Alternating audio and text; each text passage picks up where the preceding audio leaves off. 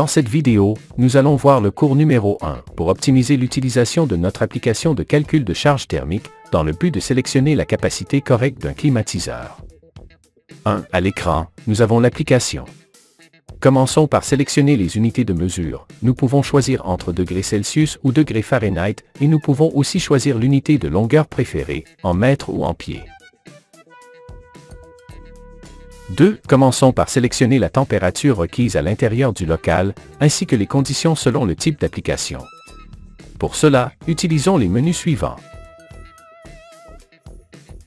3. Sélectionnons le type de climatiseur à utiliser. Dans ce cas, nous allons utiliser des appareils de type split. 4. Entrons maintenant les dimensions du local, longueur, largeur et hauteur. Regardons un schéma initial du local.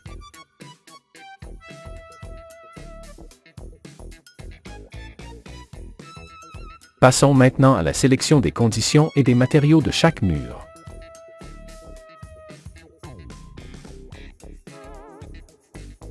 Commençons par le mur A, en sélectionnant le matériau du mur, la présence ou l'absence de fenêtre avec sa surface et l'exposition au rayonnement solaire direct à l'heure la plus chaude de la journée.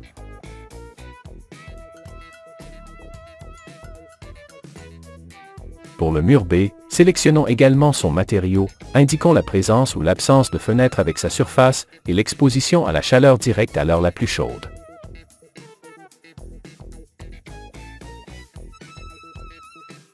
Pour le mur C, faisons de même, sélection du matériau, indication de la présence ou non de fenêtre avec sa surface et exposition directe au soleil.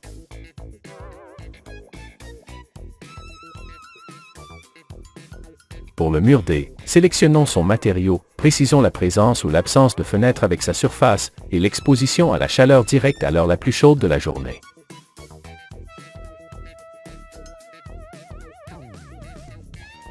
Concentrons-nous maintenant sur les conditions et les matériaux du toit du local et l'exposition directe au soleil.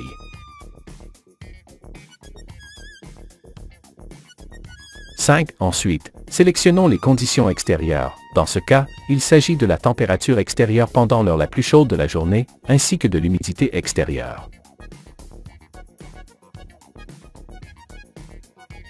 6. Ensuite, sélectionnons les conditions internes, telles que le nombre de personnes, leur activité à l'intérieur du local, le type d'éclairage, le nombre de luminaires et les appareils qui dégagent de la chaleur.